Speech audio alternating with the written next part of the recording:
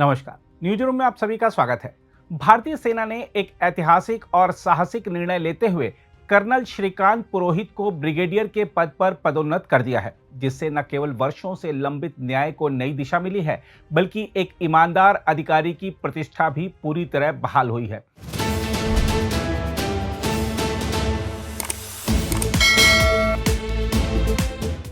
यह फैसला ऐसे समय में आया है जब हाल ही में सशस्त्र बल न्यायाधिकरण ने उनकी सेवानिवृत्ति पर रोक लगा दी थी और अब सेना ने तेजी दिखाते हुए उन्हें वह सम्मान दिया है जिसके वह लंबे समय से हकदार थे। यह वही अधिकारी हैं जो 17 साल तक कानूनी लड़ाई में उलझे रहे, जिन पर गंभीर आरोप लगे, जिन्होंने जेल देखी लेकिन अंततः अदालत से पूरी तरह निर्दोष साबित हुए। अब सेना ने उन्हें वह सम्मान दिया है जिसके वह हकदार थे। हम आपको बता दें कि हाल ही में सशस्त्र बल न्यायाधिकरण ने उनकी सेवानिवृत्ति पर रोक लगा दी थी।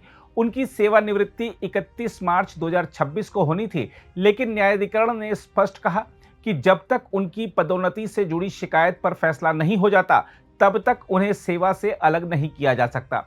यह आदेश 16 मार्च को दिया गया था और अब सेना ने न केवल इस निर्देश का सम्मान किया, बल्कि उससे भी आगे जाकर पुरोहित को ब्रिगेडियर बना दिया। इस पदोन्नति के साथ ही उनकी सेवा अवधि अपने आप बढ़कर 31 मार्च 2028 तक हो गई है। हम आपको बता दें कि ब्रिगेडियर का सेवानिवृत्ति आयु 56 वर्ष होती है, जबकि कर्नल की 54 वर्ष। इसका सीधा मतलब है कि अब पुरोहित को 2 साल और देश सेवा का अवसर मिलेगा। हम आपको बता दें कि पुरोहित का मामला साधारण नहीं था। 2008 के मालेगांव विस्फोट मामले में उनकी गिरफ्तारी हुई। उन्होंने करीब 9 साल जेल में बिताए और फिर उच्चतम न्यायालय से जमानत मिली।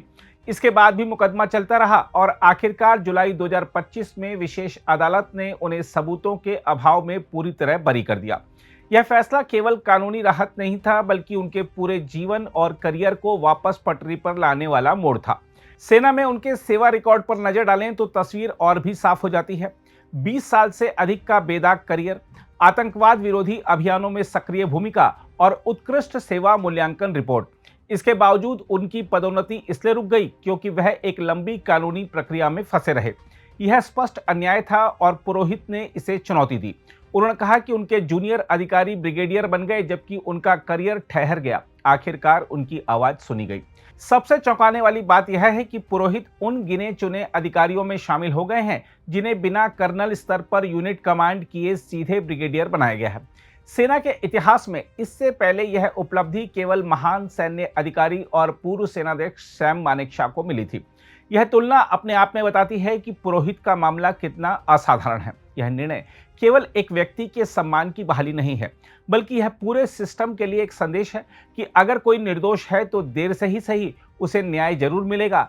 सेना ने यह दिखा दिया है कि वह अपने अधिकारियों के साथ खड़ी रहती है, खासकर तब जब वह परिस्थितियों के कारण पीछे रह जाते हैं।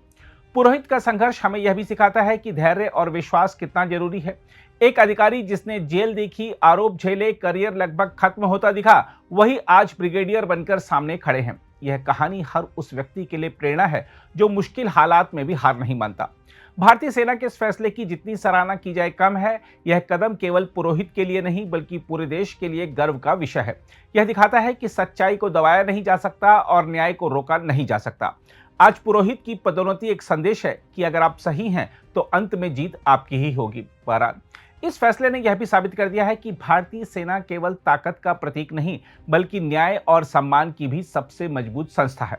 पुरोहित को मिला यह सम्मान वास्तव में पूरे देश की जीत है। हम आपको यह भी बता दें कि पुरोहित की पत्नी ने सेना के इस फैसले का स्वागत किया है, तो वहीं इस मुद्दे पर राजनीति भी शुरू हो गई है। सपा नेता अबू आजमी ने पुरोहित के प्रमोशन पर सवाल उठाते हुए कई तीखी बातें कही हैं। आइए देखते हैं प्रतिक्रिया। मुझे ऐसा लगता है कि ये उनका प्रमोशन होके भगवान ने एक हमें संधि दी है, उनको संधि दी है कि आगे भी जाके और भी काम कर सके और राष्ट्र का कुछ काम उनके हाथ से हो जाए। बहुत साल बाद ये प्रमोशन हुआ है, तो कैसा लगता है आपको? तो मैं बहुत ही खुश हूँ। ये भगवान की कृपा ही है कि यहाँ अभी उनका एक्विटल हो गया था 31 जुलाई को। अभी 31 जुलाई को एक्विटल के बाद उनको एक प्रमोशन तो मिल गया था कर्नल, और अभी उनका ब्रिगेडियर का भी प्रमोशन हो गया है, मिल गया है, तो I am very happy. Ma'am आप बहुत मतलब एक दौर से गुजरे हैं, तो अब कैसा लगता है, क्या कहेंगे इसको? दौर से गुजरे हैं, बिल्कुल ठीक है। बहुत अप्स एंड डाउन्स हमारे जिंदगी में हुए हैं, लेकिन उसके बाद ऐसे लगता है कि जो भी है हम पीछे रख के और भी आगे काम कर सके तो हमारा जीवन तो सफल हो जाए। देश सर अब आगे का सर का कैसा रहेगा, आपका कैसा साथ रहेगा उनके? मेरा साथ तो हमेशा रहेगा ही उनके साथ। और जो भी वो करेंगे उसमें डेफिनेटली मेरा साथ तो रहेगा ही। सिर्फ मेरा नहीं, हमारे पूरा परिवार का साथ है उनको। कि सरकार के पास बहुमत है, सरकार जो चाहे कर सकती है, लेकिन ये देश संविधान से चलना चाहिए। कर्नल पुरोहित साहब जेल में बंद थे और उसी केस में पुरोहित, पांडे और ये कई लोग बंद थे उसमें जो ये सरकारी वकील थी, उनका स्टेटमेंट आया था कि मुझे ऊपर से दबाव है कि इस केस के अंदर आप इनके अक्यूज के साथ हमदर्दी करो। आप मुझे बताइए कि अगर अक्यूज के साथ पब्लिक प्रोसिक्यूटर हमदर्दी करेगा तो फिर केस में सजा कैसे होगी? इसमें 30-40 विटनेस हॉस्टाइल हो गए। जो हॉस्टाइल होते हैं उन पे केसेस किया जाते हैं, उनको बुलाया जाता है, उनको नहीं बुलाया गया। इसमें कुछ विटनेसेस जो हैं उन्होंने मजिस्ट्रेट के सामने स्टेटमेंट दिए थे, गवाही दी थी, उनको भी नहीं बुलाया गया और सब छूट गए। लेकिन इसी तरह जो ब्लास्ट के लोग हैं, जो ट्रेन में ब्लास्ट हुआ था, सीरियल ब्लास्ट जिसमें 187 लोग मारे गए थे, उसमें जो लोग हैं छूट गए हाई कोर्ट से 19 साल के बाद। लेकिन हमारी सरकार ने तुरंत अगली कोर्ट में उनके लिए अपील कर दिया कि कैसे छूट गए।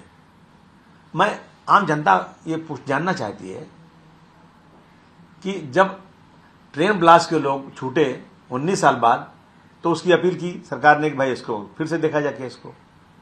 लेकिन जब इस ब्लास्ट में जिसमें कर्नल पुरोहित है, पांडे हैं, असीमानंद हैं और वो लेडी साध्वी प्रज्ञा सिंह हैं, इन लोगों के केस में अपील क्यों नहीं हुई, हम जानना चाहते हैं। हो सकता है मेरी नॉलेज कम हो। अगर ये एक स्टेटमेंट आ जाए हमारे चीफ मिनिस्टर साहब का, होम मिनिस्टर साहब का, कि भाई इन पे अपील इसलिए नहीं की गई थी। क्या अपील इसलिए नहीं की गई थी कि वो लोग मुस्लिम नहीं थे? अब इनको सर्विस दे दी गई, दे दिया। इसी तरह मेरे पास एग्जांपल है, एक अनवर अली साहब थे जो पूना में थे, मिलिट्री में स्कूल में पढ़ाते थे, वो ट्रेनिंग शायद करते थे, वो बहुत पुरानी बात है। 8 साल जेल में रहे वो, टेम्परेरी थे वो, लेकिन उनको कोई सैलरी नहीं मिली और उनको दोबारा निकलने के बाद उनको सर्विस भी नहीं मिली। तो कहा भाई वो टेम्परेरी थे, इसकी सर्विस नहीं मिली। लेकिन यहाँ मैं देख रहा हूँ ना कि कानून 2 तरह का चल रहा है। ये देश संविधान से चलेगा या मनमानी चलेगा, ये एक सवाल उठता है। अगर आप भी लेना चाहते हैं देश दुनिया की तमाम जानकारी तो आज ही सब्सक्राइब करें हमारे चैनल को।